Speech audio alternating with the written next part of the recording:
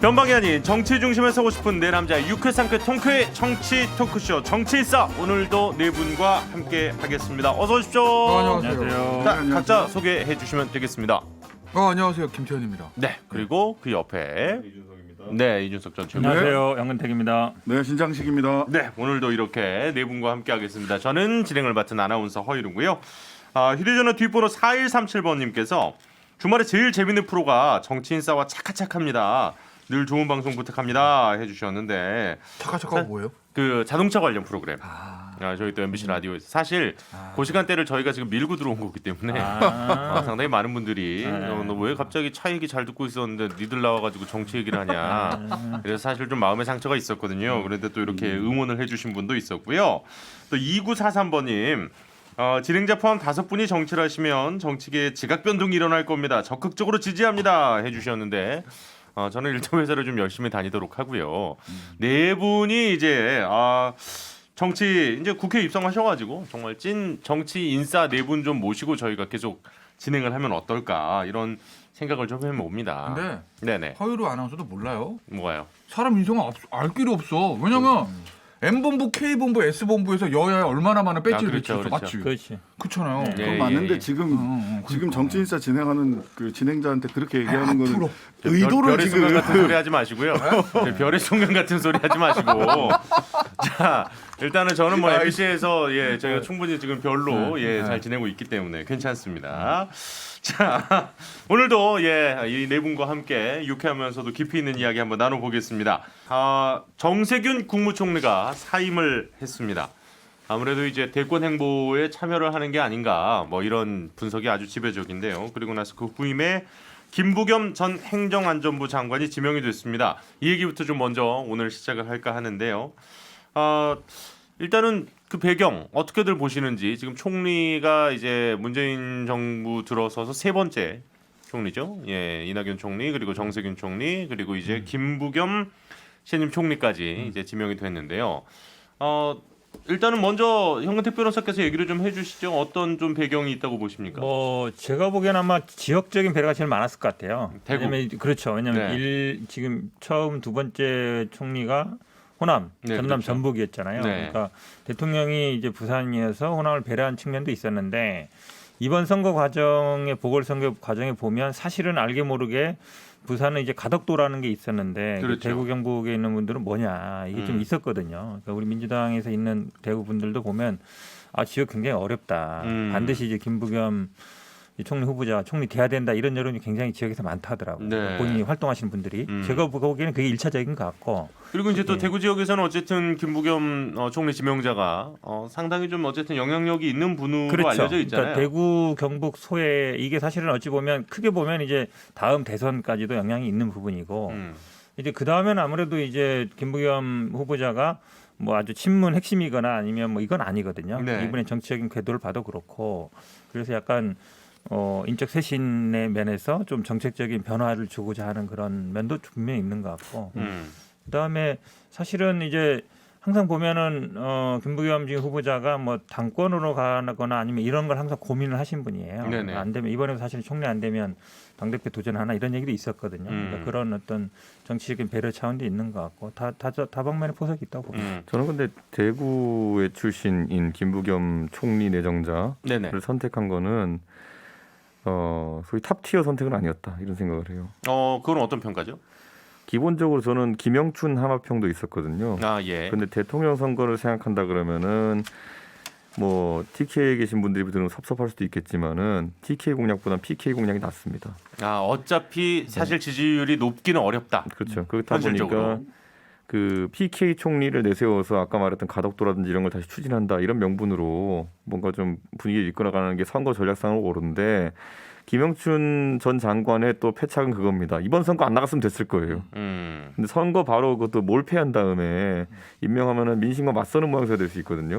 그래서 저는 김영춘 전 장관이 하마평에 빠진 것도 그런 이유일 것이다, 이렇게 보고, 저는 또 한 가지 이제 드는 생각은, 원래 그 정보지에 많이 돌았던 내용은 김현미, 유은혜 추미애 중에서 나올 수도 있다 이거였어요. 뭐 여성 부총리 얘기도 어쨌든 또 있었고 또 왜냐하면 그 예전에 노무현 정부 말기에 한명숙 총리를 만들었잖아요. 네네. 그런 것처럼 여성 총리에 대한 어쨌든 이 정부는 30% 정도의 그 내각을 여성에 할당하겠다는 원칙을 세웠고 그에 따라서 아까 일거했던 추미애, 유은혜, 김현미 이런 요직에 이제 여성 장관들을 임명했거든요. 정치 출신에. 그러다 보니까 그런 게 좀 나올 가능성이 높다라는 예측도 있었어요. 그런데 이번에 그렇게까지는 가지 못한 것 같다. 최근에 뭐 선거 이후에 분위기도 좀 있고 그래서 그것도 접은 거 아닌가. 그래서 저는 김부겸 장관 전 개인적으로 뭐 좋은 분이라 생각하지만 탑티어는 아니었을 거다 이렇게 생각합니다. 저는 뭐좀 김 변호사님.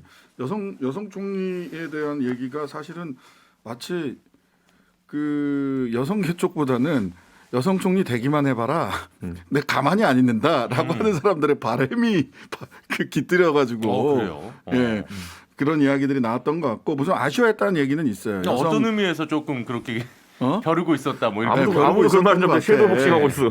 벼르고 있었어요. 다 이번에도 여성으로 가봐라. 니네 20대 뜨거운 맛을 한 번 더 보여주마. 20대 남성의 뜨거운 맛을 한 번 더 보여주마. 이렇게 이제 벼르고 있었던 분들이 바람이 있었던 것 같은데 청와대에서 여성 내각의 숫자가 그 여성 비율이 줄어든 것에 대해서는 굉장히 큰 아쉬움을 갖고는 있었지만 네. 기본적으로 김영춘 얘기도 있었죠. 사실은. 완전히 수면 위로 올라오진 않았지만 PK를 생각하면 김영춘으로 가야 되는 거 아니냐. 근데 이제 여론의 그 국민들 정서에 맞서는 것 아니냐라고 하는 게 있던 거고 김부겸 내정자 같은 경우는 기본적으로는 총리로서의 자격을 저는 갖추고 있다고 생각을 해요. 행안부 장관 하면서 큰 무리 없이 일을 잘 해냈고 당시에도 어제도 보니까 총리 공간 오는데 본인이 운전해서 왔다가 그 공간이 아니라 그 뭐 청문회 준비단 가는데 그렇죠. 본인이 운전해서 왔다고 운전해서 갔고 그다음에 사실 그 말하자면 외유내강 스타일이거든요. 굉장히 단단하신 분이에요. 제가 좀 개인적으로 좀 아는데 굉장히 단단한 분이라서 충분히 자격도 있고 지역에 대한 배려까지를 포함을 했을 때 마무리하는 단계에서는 네네. 예전같이 그 노 대통령 시절에 이해찬 총리 같은 공격수를 지금 총리에 배치하기보다는 외유내강형의 단단히 마지막 임기를 마무리할 수 있는 사람으로서는 저는 뭐 괜찮은 적합하다. 선택이었다. 예. 인사란 게 수요는 항상 있고 여러 가지를 검토하잖아요. 그렇죠. 그때 시점에 따라 또 최선의 카드를 뽑는 거잖아요. 네네네. 저는 서울시장에서 여권이 완패한 다음에 재보궐선거에서 뽑을 수 있는 카드는 전 최선의 카드 뽑았다고 봅니다. 만약에 서울시장 재보궐선거가 여권 입장에서 작년 총선을 압승을 했으면 네네. 김부겸 총리 안 했겠죠. 그러면 정말 김현미, 추미애, 공격형 총리를 쓸 수 있어요. 예, 이렇게 쓸 수도 있었을 거예요. 그게 베스트였을 거예요. 정말 그렇게 하고 싶었을 거예요. 민주당하고 청와대는 당연히 그렇겠죠.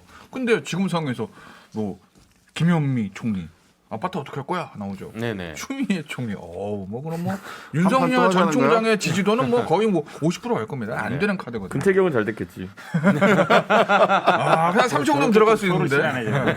예, 근데 이제 뭐 유은혜 총리도 마찬가지고 네네. 개각폭이 너무 커지거든요. 네네네네. 근데 이제 김부겸 신임 총리 후보자 같은 경우는 워낙 그래도 야당에서도 봤을 때 비토 정서가 제일 적을 수 있는 사람이거든요. 그렇죠.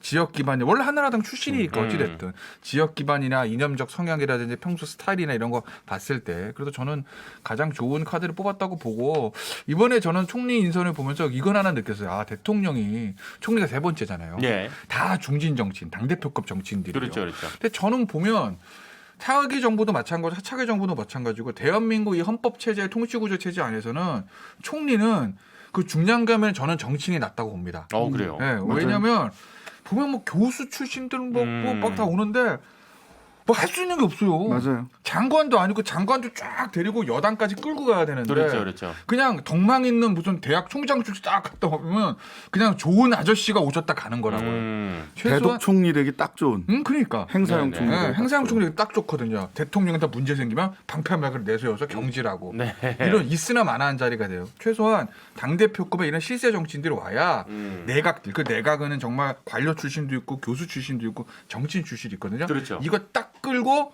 내각을 통할해서 갈 수가 있는 거예요. 그래서 대통령의 인사 패턴들 중에서 그래도 가장 제가 높은 점수를 주는 건 당대표급 정치인들 총리에 배치하는 거. 이건 저는 잘하는 거라고 그러면- 보고 이건 뭐 차기 정부도 저는 그렇게 김태현 생각합니다. 변호사에게 칭찬할 때도 있네요. 아니 사실은 그래도 처음에 잘한 건 잘했다고 하시니까. 그럼. 나올 서로. 때부터 예. 사실은 이제 김부겸 후보자가 거의 유력했어요. 네. 근데 거기 지금 말씀하신 것처럼 뭐 PK 지역에 나와야 되는 거 아니냐, 뭐 여성 나와야 되는 거 아니냐 이런 얘기들이 많이 나오면서 이제 흔들리긴 했었는데 김부겸 후보자가 굉장히 본인의 의지도 강하게 냈었고 그러니까 지금 아까 이제 이준석 최고에 맞는 것처럼 사실 김영춘 나왔을 때도 선거에서 바로 지고 나가기 어렵거든요. 그렇죠. 그러니까 선거로만 본다 그러면 사실은 부산 경남 쪽 하는 게 더 의미가 있을지도 몰라요. 그렇긴 네. 한데 결국은 본인의 의지와 어쨌든 지역적인 네, 고려가 김- 많이 된 것 같아요. 김부겸 아니, 총리 관련해서 한 가지만 더 거기까지만 말씀드리면 총리 내정자 관련해서 실은 그렇게 이제 장관 통화라고 하는 것도 있는데 사실은 내각은 어쨌든 대통령과 직접 국무회의를 일주일에 한 번씩 그렇죠. 하니까 일상적으로 사실 정부를 잘 돌아가게 하고 총리의 실력이 드러나는 거는 국무조정실장을 누구를 앉혀서 차관들 쫙 정리시켜서 실제 일이 되도록 하느냐가 중요하거든요. 네네네. 그래서 김부겸 총리 내정자가 국무조정실장을 누구로 앉혀서 이 사람이 내각을 실질적으로 끝까지 말하자면 1년 정도 남은 상황이기 때문에 관료들이 복지부동할 가능성이 매우 커요. 이거는 뭐 현실이니까 그런 가운데서도 국정과제를 차근차근 이렇게 짚어 나가려면 국무조정실장 누가 해서 이 사람이 장악력을 얼마나 차관들을 요거 딱 좀 끌고 갈 거냐 아니, 이게 되게 관심 있게 중요해요. 봐야겠네요. 다 아시면서 무슨 김부겸 총리가 내정해요. 청와대에서 내리는 거지. 그래도 에이스 관료가 가는 자리잖아요. 공부. 그러니까. 그러니까. 아니, 국무조정실장은 그리고 그 전에 이낙연 네. 실장 때 홍남기 실장이 사실은 이낙연 총리 때 홍남기 실장이 실질적으로 그 차관들 끌고 갔던 청와대가 내리는 그게 자리지 뭐 계속해서 그 부총리까지 가게 된 거거든요. 청와대가 일방적으로 내릴 수 없어요, 사실. 네. 자, 어쨌든 지금 두 전직 총리는 이제 대권 레이스에 그럼 본격적으로 뛰어드는 모양새가 어쨌든 됐습니다. 뭐 정세균 전 총리도 이제 대권 경쟁에 합류하는 모양새가 됐는데 아니죠. 한 분이 내려가니까 한 분이 올라가는 거예요. 이제 이낙연 전 총리 얘기하시는 거죠? 네. 아무래도 아니야. 이제 지지율 자체는 좀 내려갔습니다만. 배신할 수 없다 이걸로 끝까지 저는 레이스를 그게 가겠다 이제 이렇게 하신 마지막 거니까. 네. 그 배신할 수 없다가 그러니까 내가 죽는 한이 있더라도 대통령을 지키겠다. 뭐 제가 이제 이런 의견을 표명했어요. 이름은 붙이지 못했지만은 뭐 태극기 부대와 데칼코마니 같은 거 하나 하겠다는 거거든요. 저는 이거 되게 들으시면 기분 나쁘실 테고 또 그래서 신동근 최고위원이 어제 저한테도 공격을 했더라고요. 이 얘기했더니만은. 예. 그런데 정권 말에 대통령 수호의 의지를 밝히고 나서는 것은 지금까지 이낙연 총리가 가졌던 이미지는 아닙니다. 그것보다는 좀 합리적일 거라 생각했는데 밑도 끝도 없이 죽는 한이 있더라도 이런 수식어까지 붙여가면서 대통령 옹호하겠다. 저는 이거야말로 마지막에 비빌 카드가 결국에는 극성 지지층밖에 없다는 걸. 근데 그렇다면 그 문재인 대통령을 지키겠다는 게 합리적이지 않은 판단인 건가요? 아니요, 괜히 그 말 할 필요 없어요. 죽을 각오하고 이런 얘기 붙여가지고. 음. 그거 아무 말 안 해도요. 문재인 정부의 총리 지내신 거 알고요. 이낙연 총리가 무슨 뭐 딱히 배신의 행보를 한 것도 없고요. 근데 그걸 강조해가지고 흘린 거는 저는 그거는 들어라 문 표현이 파더라 굳이 이런 거죠. 그렇게까지 과할 필요가 없었다고 보시는 거군요. 그렇죠. 그 진박 이런 사람들 보세요. 자기들이 친박 갖고도 안 되니까 아무도 안 시켰는데 가서 우린 진실한 사람들이다 이러고 다니잖아요. 그거랑 똑같은 거예요. 근데 이제 그 똑같습니까? 뭐 두 대통령, 그러니까 한 전직 대통령과 현 대통령을 과연 비교할 수 있느냐 여기서부터 일단 기본적인 좀 관점의 차이는 발생할 수 있을 것 같은데 현 변호사님은 어떻게 보셨어요? 그러니까 이낙연 전 총리의 요 발언에 대해서. 어려운 질문 하시는데. 그러니까 사실은 이낙연 총리가 선거에 대한 이제 어느 정도 책임이 있다고 보면 그 다음에 이제 어떻게 나올 것인가 그렇죠. 굉장히 이제 스탠스를 어떻게 잡으실 그렇죠. 거냐. 참 예. 메시지가 어떻게 나올 것인가 굉장히 중요했고 어떤 뭘 할 것인가 이것도 중요했었거든요. 여러 가지 안들이 나온 건 알고 있어요. 뭐 민심 투어를 한다는 얘기도 있고 뭐 출마 선언한다는 얘기 여러 가지 있었는데 고민이 많으실 것 같아요. 왜냐하면 이제 선거를 어쨌든 결과가 안 좋잖아요. 그렇죠. 지금 말씀처럼 지지율도 빠지고 있고. 근데 이준석 최고 얘기도 고민할 부분은 분명히 있어요. 본인이 어쨌든 호남 기반이고 문재인 대통령의 총리를 반 이상 하면서 거기서 어쨌든 본인의 지지를 받았던 거기 때문에. 네. 근데 정치인들이 기본적으로 본인이 지지율이 이렇게 흔들리고 이럴 때는 전통적인 지지 기반. 그러니까 결국은 그분은 호남 그다음에 문재인 대통령 지지하는 사람들 두 개 전통적인 기반이거든요. 네네. 그걸 복원해야 된다. 이 생각을 분명히 할 거예요. 제가 봐도. 그래서 본인의 선택으로서는 예를 들어서 여기서 더 지지율이 빠지거나 만약에 정세균 총리가 와서 그거를 대체하거나 이런다 그러면 사실은 출마 자체도 어려울 수 있거든요. 그렇죠. 본인 입장에서는 뭐 어쩔 수 없는 선택 아닌가라고 보여요. 근데 여기서 한 그러면 가지만- 잠깐만 여기서 제가 네. 질문을 조금만 네. 바꿔서 김태훈 변호사님께 네. 한 가지만 먼저 드릴게요. 그렇다면 지금 정세균 전 총리가 어쨌든 이제 이 레이스에 뛰어들게 됐는데 지금 방금 현근택 변호사 얘기하신 것처럼 이낙연 전 총리의 자리를 정세균 전 총리가 좀 바꾸어서 그 자리매김을 할 수 있을 거라고 보세요? 그러니까 이제 그럴 가능성들이 대두되는 거 아니에요. 어쨌든 지금 어차피 선거는 구도니까 단일 경선 더 구도잖아요. 네네네.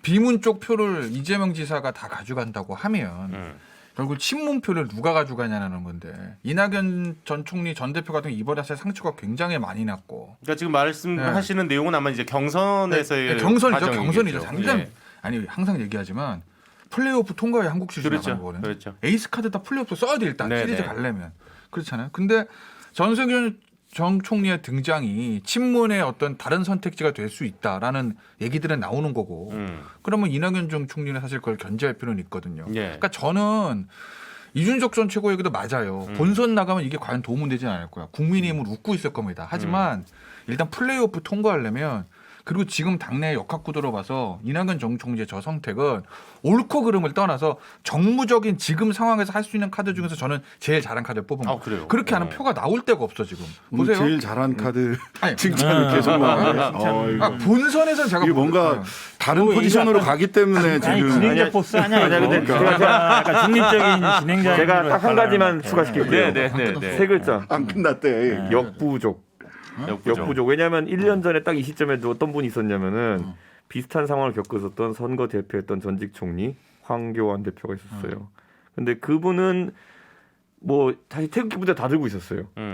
그래도 태극기 부대가 봤을 때 아 저분으로는 대선 어렵겠구나 판단하는 순간 완전 수직 낙하했잖아요. 근데 이제 네. 황교안 대표는 태극기 부대에 외면을 받아서 진 게 아니라 총선에서 그냥 민심이 그냥 본선에서 박살이 났으니까 네네. 그런 건데 지금 아직 본선 대선이니까. 근데 이걸 봐야 된다고. 지금 어제도 우리가 얘기를 했지만 그 민주당 원내대표하고 예, 경선 예. 결과 그다음에 당대표 예. 이런 부분을 알 수 있지만 참 희한한 게 되게 큰 선거 지면 임기 막판에 당은 청와대는 원래 우리 원외위로 갈래 마이웨이로 갈래 그래 당이 대통령을 좀 버리면서 조금 중도로 가는 이런 경향들이 있거든요.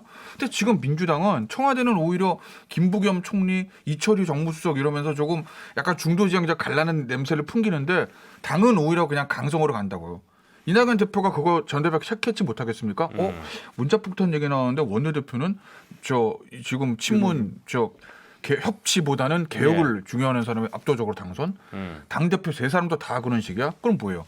당내에는 아직도 친문 강성 지지층이 제일 강하다는 거잖아요. 좋습니다. 뭐 거기서도 표 안 나면 표 나올 데가 없어요. 사실 그 민주당 원내대표 선거 결과 이제부터 우리가 얘기를 할 거라서 중요해요? 어제 아니고 이제 얘기를 할 겁니다. 예. 김태우 변호사님께서 얘기를 해주신 대로 민주당의 어쨌든 재보궐 선거 이후 새 지도부가 이제 구성이 되어가고 있습니다. 아직 이제 당 대표는 선출이 되지 않았습니다만은 새 원내대표로 윤호중 의원이 선출이 됐어요. 사실 이제 박완주 후보도 지금 그 천안 쪽이죠. 예, 박완주 후보도 나름 경쟁력이 좀 있지 않나 이런 의견들이 많았었는데 생각보다는 표차가 좀 있었습니다. 104대 65. 윤호중 의원에 대해서 일단 소개를 조금 해주시죠. 언론에서는 딱 그냥 친문 윤호중 뭐 이렇게 헤드라인을 뽑더라고요.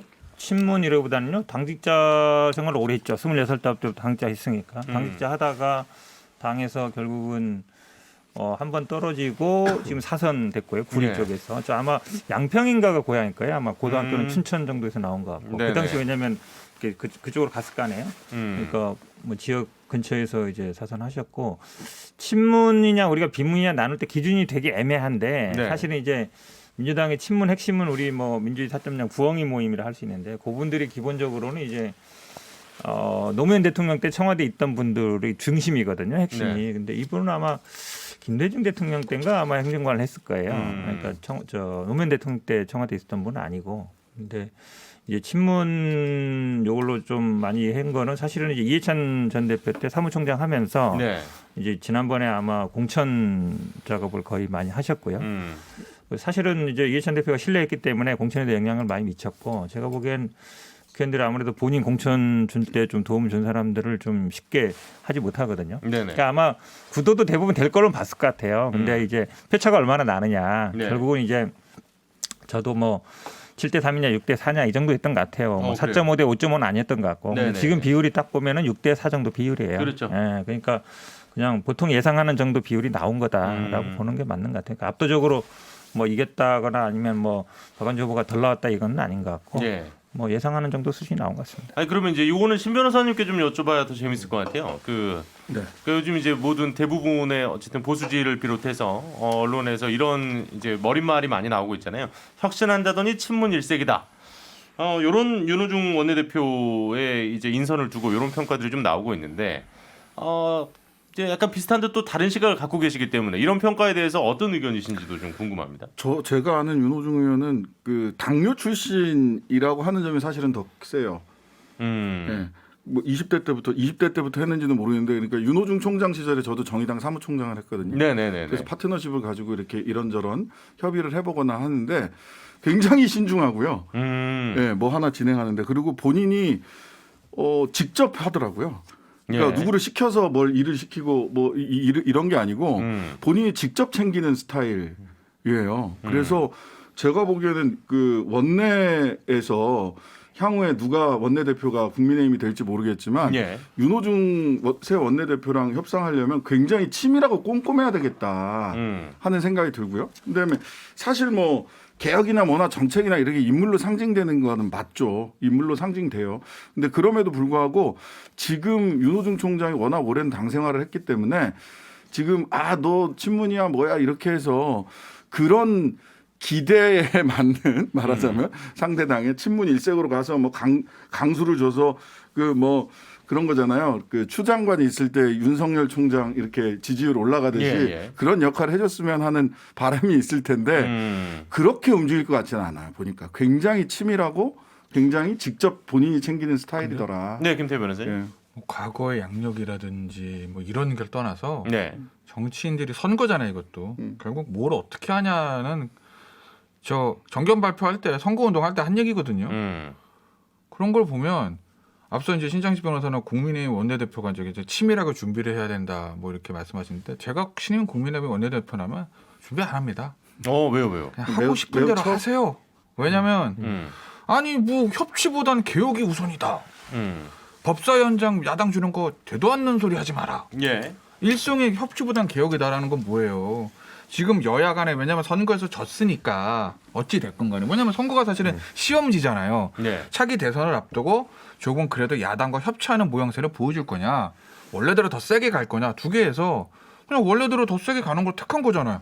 백밥수에 가지고 밀겠다는 거잖아. 그런데 근데 무슨 협상이 없다는 거잖아. 그러니까 뭘 뭐냐면 치밀하게 준비를 해. 그냥 1년 동안 하고 싶은 대로 뭐 중대범죄수사처 하고 싶으면 하시고 세금 올리고 싶으면 올리시고 어차피 야당은 막을 힘이 없어. 그러니까 100개밖에 안 되니까. 예. 그게 이게 이거는- 저희가 정당들이 항상 여론조사로 항상 중간 평가를 계속 받고 네. 정기고사로 선거를 이제 보거든요. 그래서 선거에서 확인된 민심이 수도권에서 거의 2대1로 밀린다 그러면은 보통은 이렇게 안 해요. 그러니까 예전에 노회찬 대표께서 하셨던 말씀을 인용해 보면은 정당이 결국엔 뼈를 깎는 쇄신을 해야 된다. 뼈를 깎는 쇄신을 해야 된다. 그런데 그 당시에 새누리당 비판하신다고 하신 말씀이 때만 밀어 쇄신하는 거 아니냐 이런 말씀하셨거든요. 근데 저는 지금 민주당이 선거 뒤에 이제 인선하는 거 보면 집단적 사고잖아요. 원내대표 경선한 거니까. 예. 쇄신도 아니고요. 이거는 그냥 화장을 더 칠하는 정도. 지금 화장을 살짝 고쳤지. 화장을 더 두껍게 이제 그 분칠하는 정도인데 제가 봤을 때는 이건 좀 아니다 이런 생각이 들고 이번에 선거 패배에 그 기여한 것들을 보면요. 뭐 백신 문제도 있고 여러 가지 있었겠지만은 가장 근본적으로 민주당의 입법 독주를 견제할 방법이 없다라는 걸 국민들이 강하게 인식한 것도 좀 있다 봐요. 그러니까 방역도 그렇고 부동산 정책도 그렇고 경제 정책도 그렇고 지난 한 1년 동안 입만 열면은 180석의 힘을 받들어 뭐 이런 소리 했잖아요. 그런 소리 하면서 입법 독주한 것에 대해서도 마이너스 점수가 분명히 있었다고요. 그 성적표에는. 그런데 입법 독주의 가장 주가 되는 인물 예. 1번 김태년, 2번 윤호중이에요. 2번 윤호중이 우리 국민들이 그 지난 1년 동안의 모습을 기억하면요. 법사위에서 강행 처리하는 모습밖에 없어요. 근데 이 사람을 다시 한번 그러면 1번 타자로 올렸다는 거는 예. 이거는 거의 화장도 제멋대로 하겠다는 느낌이거든요. 국민들이 이거 어떻게 받아들일지 모르겠어요. 그거는 어떻게 일단 보시는지요? 그게요. 네. 저는 사실 개인적인 의견이에요. 당내 뭐 조율된 건 아닌데 개인적으로 그렇게 봐. 이게 어찌 보면 이제 원구성 협상할 때로 돌아가는 건데 네네. 결국 핵심 법사위잖아요. 그렇죠. 근데 이제 법사위 권한을 그대로 둔 상태에서는 사실은 이거를 주기 힘들어요. 근데 그래서 항상 나온 게 법사위 권한을 좀 빼자. 네. 자구 심사권이라는 걸 명분으로 해서 상원 역할을 하는 거 하지 말고. 그거는 또 저희가 이 정치인사에서 거의 한 30분 그렇죠. 이상 우리가 몇년 얘기했던 얘기라 사실 자구심사권에 그게 대해서 개정이 이야기를 한번 되면 제가 나눴었습니다. 보기에 타협의 여지는 있다고 봐요. 그러니까 지금 이준석 최고 얘기처럼 사실 국회라는 게 지금 부의장도 선출이 안 됐거든요. 네. 야당 뭐 하고 그다음에 상임위도 원래 나왔던 7개 뭐 예결이나 국토위나 이런 걸 하고 이런 식이라는 조정은 타협의 여지는 있다고 봐요. 국회라는 게 정치라는 게 뭐 대화 타협하는 거기 때문에. 저는 내년 대선 전에 금태경이 우리 당을 넘어올까? 저는 이게 그 뭐 선거 패배 원인에 대해서 여러 가지 얘기가 있겠지만 저는 그 언행일치 안 된 거랑 무능했던 게 저는 가장 컸다고 생각하거든요. 네. 예. 그러니까 원내에서 180석의 힘으로 실제로 중대재해기업처벌법도 뭐 하겠다라고 말은 나왔는데 네네. 누더기가 됐단 말이에요, 사실은. 그다음에 손실보상제도 나왔어. 그다음에 민주당 의원 안 중에서 뭐 민병덕 의원 아니나 이런 것은 소급해가지고라도 손실보상 제대로 해주자라는 안들이 다 있어요.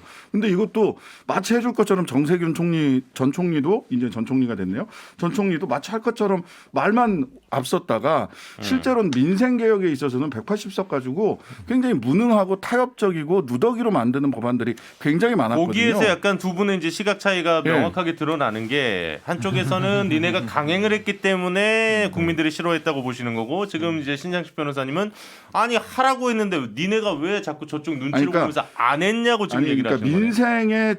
그러니까 그 180석의 힘을 어디다 썼느냐라는 문제예요. 네네. 그게 피부에 와닿는 사회경제적 대안을 개혁적 대안을 관철시키는데 그걸 썼느냐 아니면 그냥 시끄럽게 카메라 받고 뭐 이런 데다 썼느냐의 문제인데 저는 그 후자에 너무 가게 되면서 실질적으로 피부에 와닿는 그 직장인들이나 또는 영세 자영업자들이나 이런 사람들이 피부에 와닿는 민생개혁에 있어서는 굉장히 무능하고 굉장히 타협적으로 갔다라고 하는 측면에서 윤호중 그 레테르를 가지고 친문, 강성 친문 내지는 뭐 이런 레테르를 가지고 이런 레테르란다 하여튼간에 그런 이 이름표를 가지고 시작하는 거는 어쩔 수 없다. 근데 거기에서 그것을 극복할 만한 그 민생개혁에 무능했다라고 하는 점을 원내에서 이거를 극복해낼 수 있느냐가 관건일 것 같아요.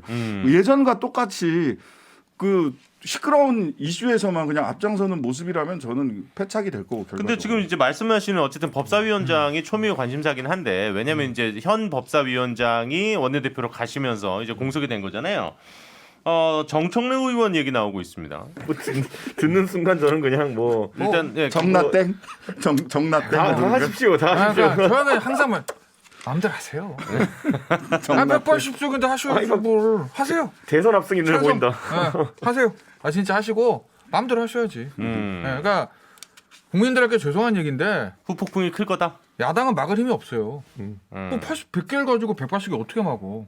예전에 YS가 해놓은 YS DJ 명언들 중에서 DJ 명언은 그거 서생 뭐 이유도 있지만 거짓말을 하는 게 아니라 약속을 못 지킨 겁니다. YS 명언 정치는 머릿수로 하는 거야. 이게 현실적인 얘기거든 진짜. 네네. YS 명언이요. 정치는 머릿수로 하는 거예요. 180개잖아요.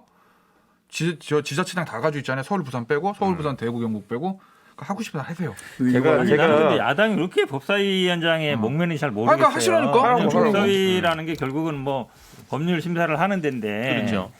근데 사실은 법사위원장 아니면 아무것도 안 하겠다는 거잖아 한마디로 얘기하면 다 니들이 다 해라. 아니, 그러면 그 태도도 바뀔 것 같아요. 정작 그런데 민주당은 옛날에 소수당 80석 이럴 때 그때 그럼. 박영선 법사위원장을 내세워가지고 열심히 했지. 그리고 저는 사실 민주당이 선거 이후에 제가 선거 개표 방송을 근태경이랑 같이 나갔었는데 네네. 그때 출구조사 결과 나오고 근태경 거의 뭐 나라 이런 표정이었고 그때 제가 얘기했던 게 뭐냐면 야 비대위원장부터 형 시작해가지고 그 문희상, 유인태 이런 분들이 전면에 나서고 저쪽 팀 아직 선수가 많거든요. 그런 선수들 등장하면 우리 약간 이제 좀 골치 아플 것 같다 이런 얘기했는데 그런 분들 싹 빠지고 윤호중, 정청래, 도종환 뭐 이런 분들 앞에 나오는 거 보면서 야 이거 진짜 멘붕인가 보다 저쪽 이런 생각을 하게 되는 거거든요. 왜냐하면 국민의 마음을 돌리는 것보다 당장 당 내부의 반발이 두려운 거죠. 그러니까 전격적으로 이런 말도 안 되는 선택들이 나오는 거죠. 이게 전혀 이해가 안 가는 게 마지막 제가 아까도 얘기했지만 마지막 큰 선거를 치면 오히려 청와대는 독주를 하려고 그러고 당이 청와대와 좀 거리를 두고 좀 민심 쪽으로 오려고 한다고요. 예. 그런 척이라도 해. 근데 민주당은 오히려 더 당심 강화 분위기거든요. 그러니까 예를 들어서 선거를 패배가 중도층에 떠나서 지는 경우도 있고 지지층이 이반돼서 지는 경우도 있어요. 지금 민주당은 지지층 2반대에서 지는 경우는 아니에요. 핵심 지지층은 코어들은 그대로 가져가는 거예요. 하다못해 아주 극단적으로 차기 대선에 제가 민주당 간판에 달고 나와도 코어들은 찍습니다.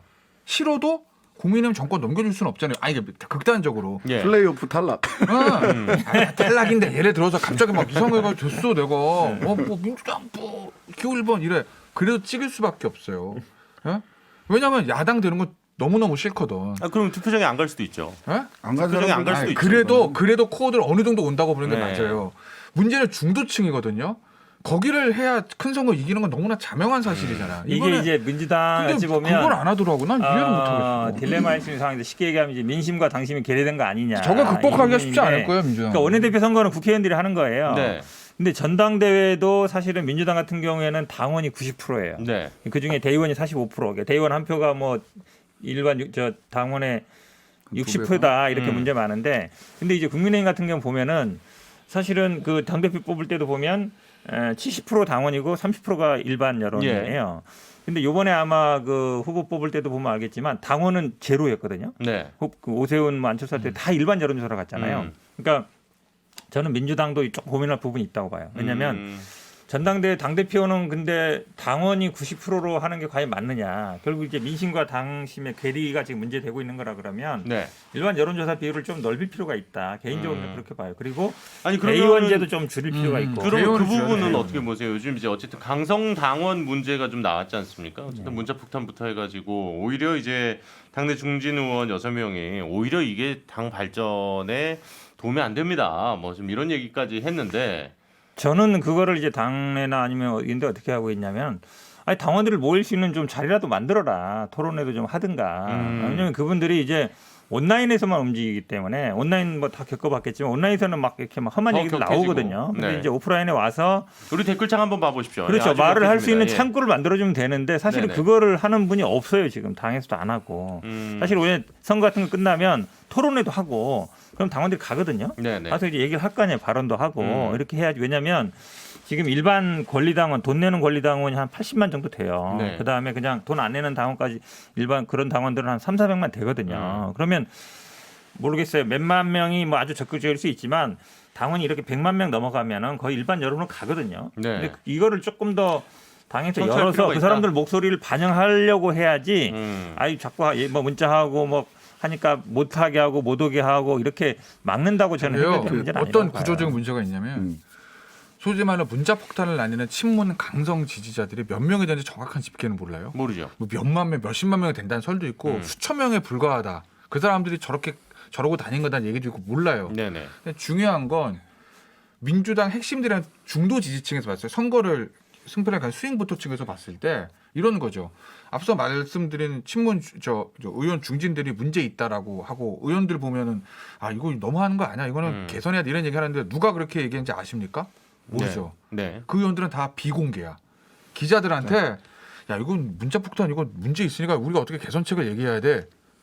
의원님 이름 써도 됩니까? 안 쓰지 되죠. 마. 다 나왔어 이름. 아니 근데 대부분 이제까지 6명 나왔잖아. 어? 근데 네, 나왔어요. 야 친문 이 강성 지지들의 표를 받아가지고 뭘 하려는 분들이 실명이 다 나와.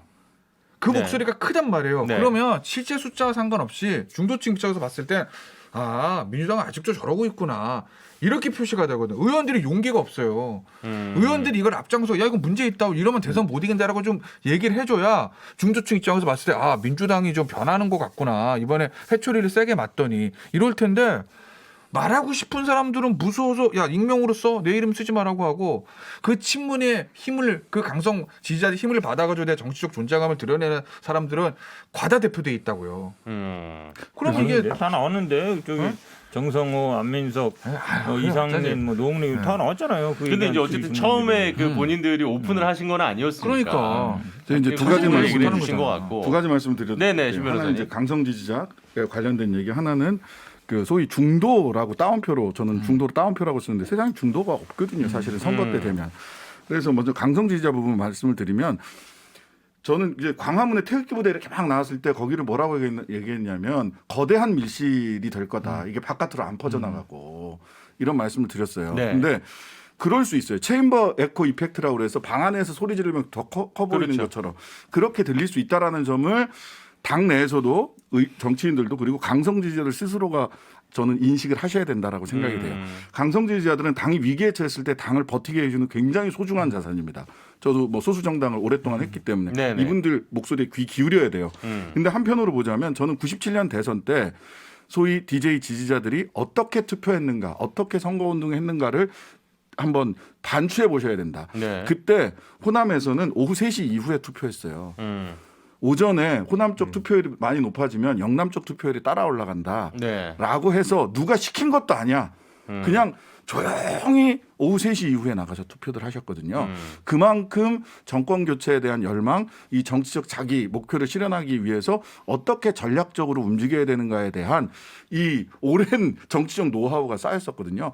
그러니까 지금의 강성 지지자분들도 도대체 당에서는 소중하게 여겨야 되는 게 맞아요. 네. 근데 본인들은 그러면 내년 대선을 앞두고 어떻게 움직여야 되는가에 대해서는 좀 97년 대선을 복귀해 보시라는 말씀 드리고 싶고요. 그다음에 중도는 저는 선거 때 가서 중도는 없다라고 생각을 하거든요. 예. 스윙 보터는 있을 수 있지만 그러니까. 이념적 중도라는 건 없어요. 사실은 이미 이전에 다 결정 나 있는 거고. 그다음에 선거 끝나고 나면 항상 민주당도 그렇고 저쪽도 그렇고 아 왼쪽으로 좌클릭해야지 뭐 오른쪽으로 우클릭해야지 이게 조건 반사적으로 기계적으로 나오는데 네네네.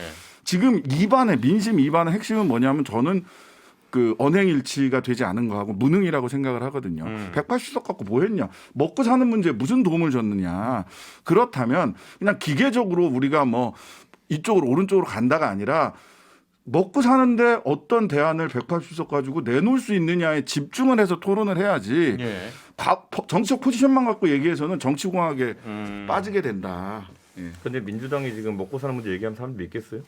아니 지금 있지 지금 해야지. 해야지. 당연히. 그러니까 저는 이제 바깥에서 봤을 때 먹고 사는 문제에 아니, 저는 대해서 뭐 신정 집중하지 변호사 않으면 의견 100% 동의해요. 왜 그러냐면 사실은 뭐 야당이나 지금 보수 언론에서는 이런 선거 졌으니까 지금까지 개혁이 다 잘못된 거다. 검찰 개혁도 다 돌리고 다 무시해라, 돌려라 얘기하는데 그건 아닌 것 같고요. 네. 사실은 근데 이제 이번 선거 평가도 생각이 다를 수 있지만 저는 뭐 2030도 보면은 일자리 문제, 예. 주거 문제 두 개 핵심이거든요. 근데 그 문제 사실은 해결 못한 거 맞아요. 주택 집값 엄청 올랐고 네. 또 전월세 비싸졌고 또 일자리도 어쨌든 청년 일자리 힘들잖아요. 근데 이 문제를 해결해야 돼요. 근데 저는 이게 대선도 영향됐다 보는데 그걸 할 수 있는 입법이라든지 정책으로 해야 된다. 저는 아마 그런 요구가 더 강하다고 봅니다. 자 그렇다면 이제 당 대표가 아직은 이제 선거 전입니다만 어쨌든 지금 거론되고 있는 분들이 홍영표, 우원식, 송영길 뭐 이런 분들입니다. 또 좀 차이가 있다고 보세요. 누가 되느냐에 따라서 중도 쪽에 큰 차이 없다고 보시고. 잘 김태현 똑같은데 변호사님. 왜냐면은 이게 야 뭔가 변했는데 네네. 야, 민주당이 저런 선택을 할 수 있구나. 뭐 이런 느낌을 주는 분이 있어야 돼. 세 사람 다 뭐 어전에 항상 뭐 당대표 후보 다 원내대표였던 사람. 네네. 저 일대 원내대표 우원식 현 정부 들어와서 민주당에. 그렇죠. 그다음에 홍영표 다 원내대표 했던 사람들이죠. 범친문이에요.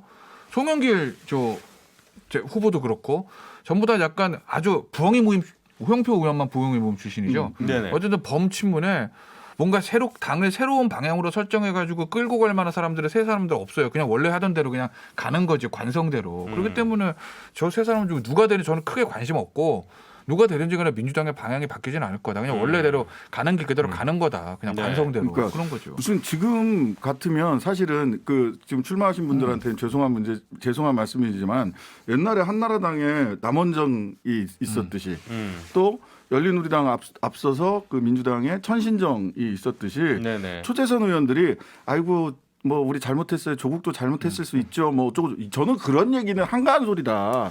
오히려 이렇게 당을 가겠습니다. 이렇게 정치하겠습니다라고 하는 뭐 민생 개혁 노선이 됐든 뭔 노선이 됐든 그러니까 그걸 인격적으로 죄송합니다만 선배님들이 인격적으로 상징하고 있던 선배님들 다 물러나세요라고 이야기할 수 있는 그 컨텐츠와 결기를 가지고 초선들이 해야지 그냥 와서 고개 숙이고 우리는 저 사람들하고 달라요. 저 이거 굉장히 그 희망 없는 방식이라고 생각을 우리 해요. 이제 신장식 변호사 얘기가 진짜 맞는 얘기인데 사실은 맞는 얘기예요. 왜 그러냐면 이 국민의힘에서는 뭐 젊은 초선들도 나온다고 하잖아요. 네네. 근데 우리 당 초선들은 아직은 뭐 그 정도는 아닌 것 같고 지도부 사실은 민주당도 최고의 문제가 어찌 보면 386 뭐 기득권이라 할 수 있는 이분들을 어떻게 이제 바꿔갈 거냐는 건데 자꾸 도전을 해야 되거든요. 네. 근데 지금 말씀하시는 세 분은 뭐 그거하고는 거리가 있는 분들이잖아요. 있는 분들인데 그래도 아마 이번에 윤호중 원내대표가 당선되면서 예.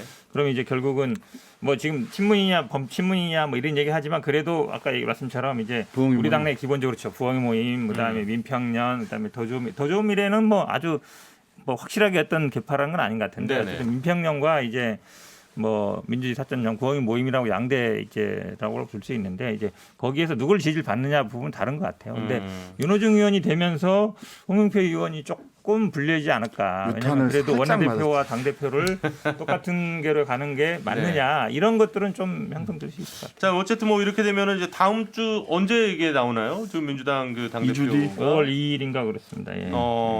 뭐 머지 않아서 또 그 이주, 얘기를 나눌 뭐 상황이 될 것 같고요. 반면에 이제 짧게라도 우리 국민의힘 차기 지도부 얘기도 좀 하면서 마무리를 좀 지어보죠. 사실 저는 정진석 의원이 불출마 선언하신 건 좀 의외였어요. 누가 보더라도 자기 유력 당권 주자 중에 한 명이었는데 주 대표가 열심히 이 뭐 좀 정리하고 있는 거 아니에요? 그러니까 이쪽에도 얘기하고 이준석 저쪽에도 최고 혹시 얘기하고. 뭐 얘기 좀 들은 거 없어요? 얘기 들은 거 많은데 끝나면 얘기해 줄게요. 뭐야, 방송 중에 얘기를 해줘야지 끝나고 아니, 그 끝나면 아니라 그 요거. 이건 선거 끝나기 전까지 얘기를 못 해주는. 지금 지도부 선임이 다 끝나면 얘기해 줄 거예요. 네, 그렇죠. 아니 그때 가면 근데 뉴스가 안 돼요. 그러니까. 네, 부정컨대. 왜냐면 우리 이제 이준석 최고가 이제 아니 좀 그 당대표를 우리 그거 나오냐마자 너무 오래됐어. 그 뭐냐 그 정치인사에 따르면 요거 우리 또 한번 나와야 돼요.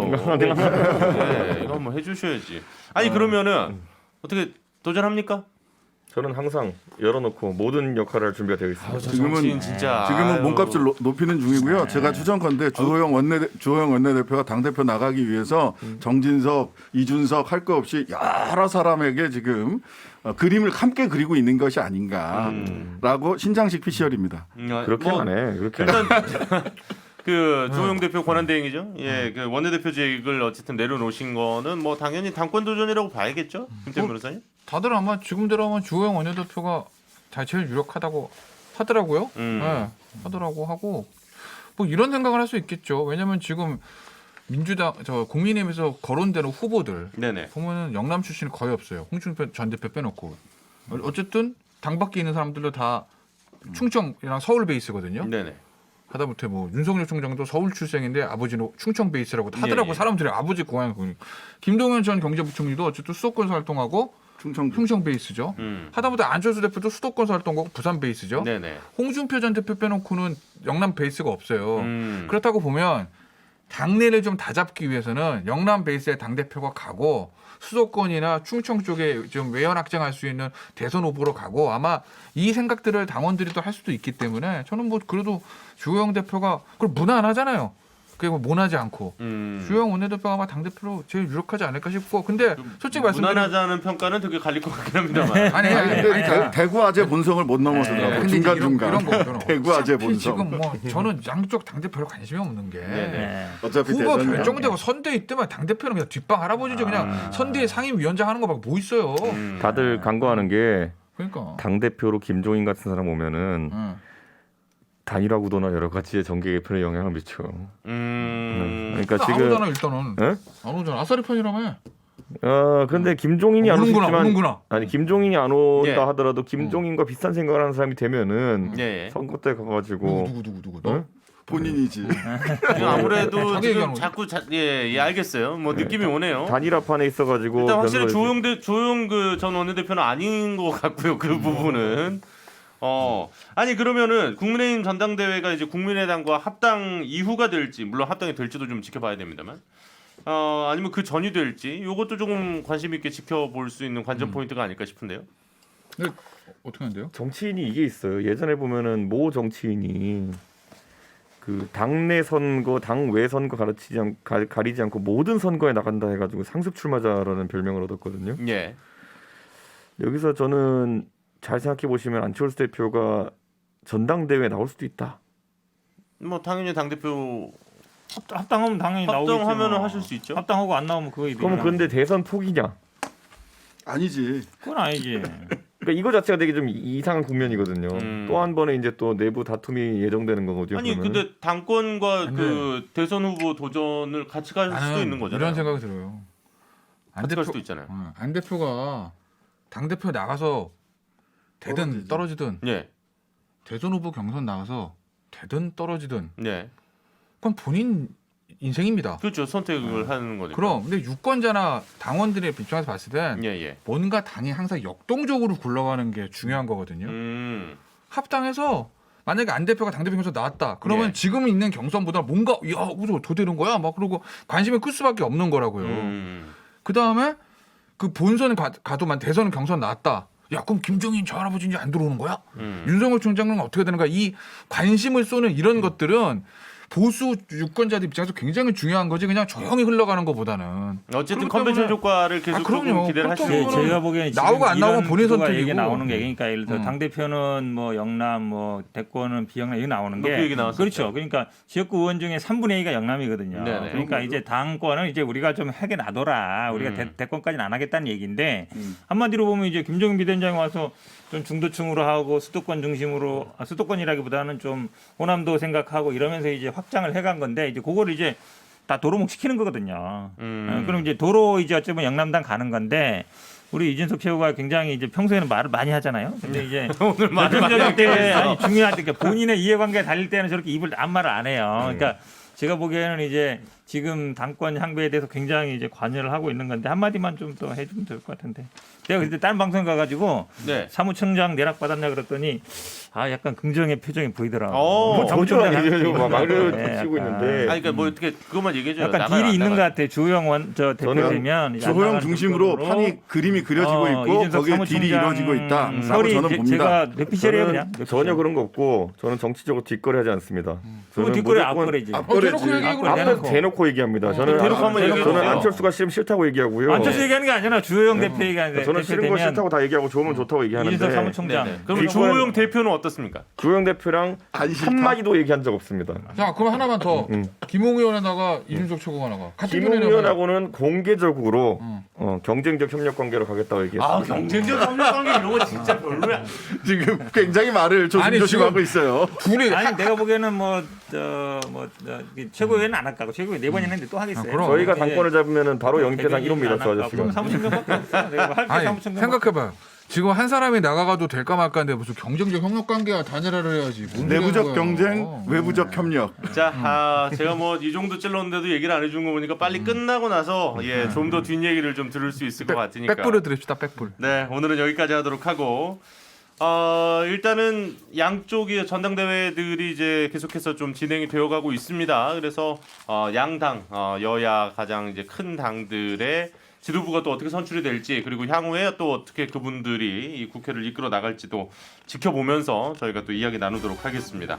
변막이 아닌 정치 중심에 서고 싶은 내 남자의 정치 토크쇼 정치인싸 오늘 여기까지 하도록 하겠습니다. 네 분 오늘도 함께해 주셔서 고맙습니다. 네, 네, 감사합니다.